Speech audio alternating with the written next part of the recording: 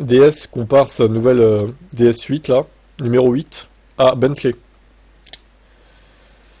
Ah ouais, quand même. Bon, là, il va peut-être falloir redescendre un petit peu, hein, je pense, hein, quand même. De plusieurs étages. Hein. DS se voit en Louis Vuitton de l'automobile. Rien que ça, soit la référence de luxe à la française dans son domaine d'activité, il n'hésite pas à citer Bentley et Rolls-Royce.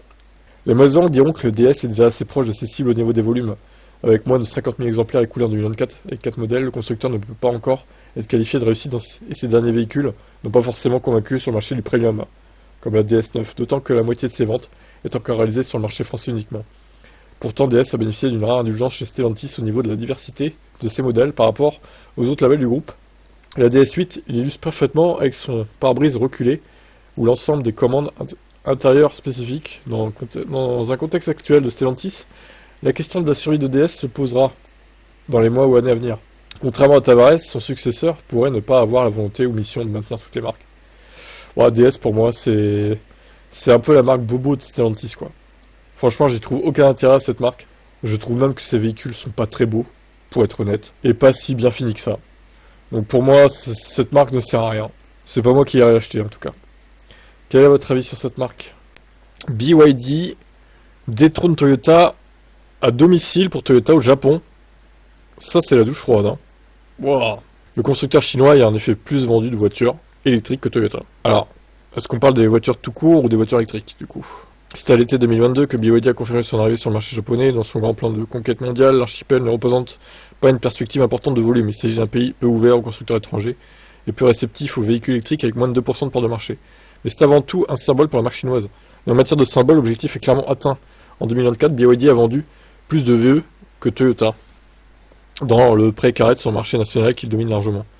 Un symbole, car BYD n'a en réalité vendu que 2223 VE au Japon. Ah ouais, d'accord, mais bon, ça veut pas dire grand-chose. Une progression de 54% par rapport à 2023 et 185 de plus que Toyota. 2038, en baisse de 30%. BYD lancera en 2025 son quatrième modèle au Japon, le Sea Lion 07. Mais en même temps, vu la qualité des VE Toyota, bon, moi si on me donne le choix entre un VE Toyota et un VE BYD, je prends un VE BYD, clairement. Je suis pas hyper fan de cette marque, mais je préfère BYD à Toyota quand même. BYD n'est toutefois pas le numéro 1 de l'électrique dans l'archipel. Ce rôle revient à Nissan avec les bons résultats de la petite Kei Sakura. Mais avec seulement 22 926 unités, cette dernière a vu ses ventes s'écrouler de 38% en 2024. Pour sa part, Tesla a vendu environ 5000 voitures au Japon l'année dernière. Ouais, et d'ailleurs Nissan, sortez votre Sakura en Europe aussi là. Alors peut-être sous un autre nom, mais je suis sûr qu'elle marcherait, ça rappelle un peu les C0, les Ion, etc. de l'époque là. En vrai, tu la proposes à moins de 20 000 euros au prix d'une IC3, peut-être moins cher qu'une... ouais, à la limite, tu la proposes à 15-16 000, je vais dire, elle marcherait. Bon, par contre, 20 000, ouais, ça marcherait peut-être pas, quand même, parce qu'elle est petite, quoi. Mais autour de 14-15, ouais, il y aurait moyen de faire un truc, je pense. Allez, ciao. La FIA teste... Alors, oui, la FIA, l'organisme qui gère la Formule 1, et le WEC, etc., les sports auto, quoi. Ils testent des voitures électriques aussi. Incroyable. Tout arrive, hein, dans le monde. Alors... Ils ont fait des tests, les voitures retenues. Modèle 3, propulsion Audi Q6, Porsche Taycan, Kia E3. Ah, il y avait une belle panoplie de VE, hein. Il y en avait toutes les nations, toutes les marques. Alors, modèle 3, propulsion longue range. Alors, on précise que c'est en Norvège, donc il caillait. Donc, genre, température négative. Modèle 3, propulsion longue range. 702 de LTP, 531 réel, 24% de baisse. Audi Q6 e-tron, 21,9% de baisse. On est un peu en dessous des 500, tout comme la Porsche Taycan et le Kia EV3, qui ont 15% de baisse. Polestar 3, 5% de baisse seulement. Ils ont pas trop menti, ça va. Volkswagen ID7, alors c'est pas classé par baisse, c'est classé par autonomie pro... même pas en fait, c'est classé n'importe comment. Ouais, franchement, c'est pas très sérieux. Ça aurait pu faire un tableau avec le pourcentage de baisse, quoi. 22,9 ID7... Donc on est dans les mêmes scores que la Tesla, Xpeng G6 22, Ioniq 5 20.1, Hongyi, ça c'est pour en Europe ça, 16.2, BYD Tang LR, donc on a 9% de baisse. Ce que je remarque moi c'est que les gros véhicules en général, qui consomment déjà de base énormément, bah la baisse se fait pas tant ressentir que ça en fait.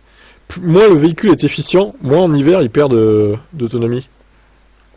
Je dirais, ça comme ça. Ford Explorer 16.7, Peugeot i5008, 26%. Oh là là. Yoya Dream. Je sais pas ce que c'est que ça. Volvo X30, 21,30. Classe G, 13,9. Smart Hashtag 3, 16,6. Mini Countryman, 11 seulement. Ça va. Peugeot i3008, 31,9. Oh. Non mais Stellantis. Non mais moi ça m'étonne pas parce qu'au final, tu regardes la IC3 aussi, les tests que j'ai vus récemment là, c'est une catastrophe sur autoroute, etc. Par temps froid, pareil, elle a quoi? Elle a 200 km d'autonomie la voiture, au lieu de 300 et quelques. Donc là on retrouve à peu près les scores, hein, 30 et quelques, quoi, 33 même, presque. Un tiers. BYD 13.1, BYD encore 15.8, Lotus Emea 12.8 et i5 de chez BM 21.1. Les premiers enseignements sont assez étonnants. Tout d'abord, on constate que l'autonomie de la modèle 3 Long-Range Propulsion s'effondre avec l'un des plus grands pourcentages de baisse de ce comparatif. Et là, la mauvaise surprise, c'est les Stellantis, Peugeot i5008 et i3008, 32%. C'est honteux, quoi. Même des constructeurs chinois inconnus en Europe ne font pas aussi mal. Vitesse de recharge, 10 à 80%. Ah, ça, c'est pas mal, ça. Alors, Tesla, pareil, 32 minutes, comme ce qui est promis. Donc, en même temps, il y a le préchauffage de la batterie, ça aide. L'Audi Q6 et la Porsche Taycan ont mis un peu plus d'une minute. Le Kia EV3 c'est pareil. La Polestar 3 a mis 2 minutes de plus. ID7, Macan et G6 c'est pareil. Ioniq 5 2 minutes de plus, ça va. Le truc chinois pareil. Alors, la BYD Tang a mis moins de temps, 3 minutes. Peut-être que de base ils sont un peu pessimistes, on va dire. Ford Explorer a mis moins de temps aussi, 1 minute. Peugeot i5008, allez, 9 minutes de plus, bim. Yoya Dream, 7 minutes.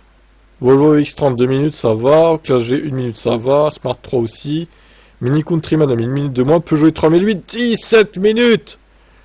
Oh là là là, mais la mauvaise pub que ça leur fait. Alors moi, je vous le dis sans détour. Au bout d'un moment, il faut dire les termes.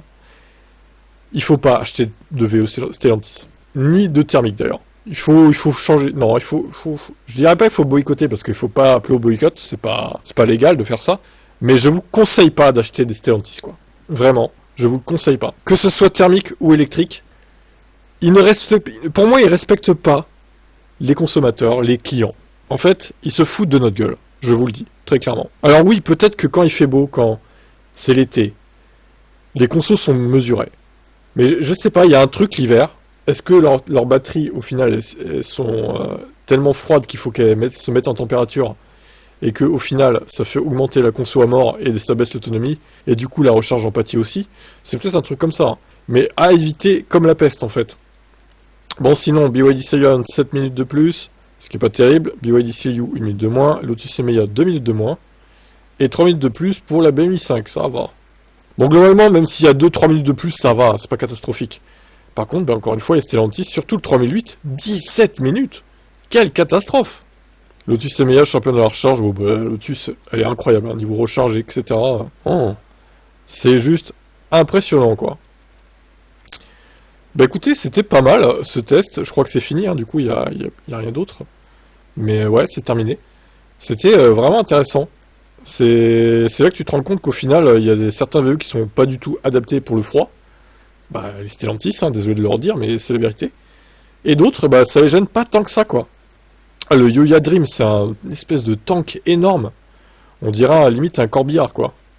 Waouh, je voyais pas ça comme ça. Bon, le Classe G, de base, lui, il consomme comme un porc, donc ça m'étonne pas qu'au final, il soit pas trop impacté, on va dire, par le froid.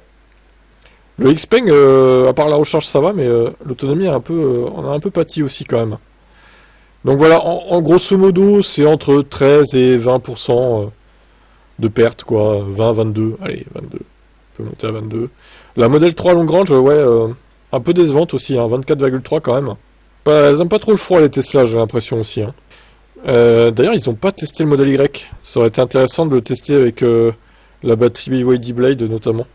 Dommage, bon. Ça restait un test plutôt intéressant et utile, je dirais. Allez, ciao.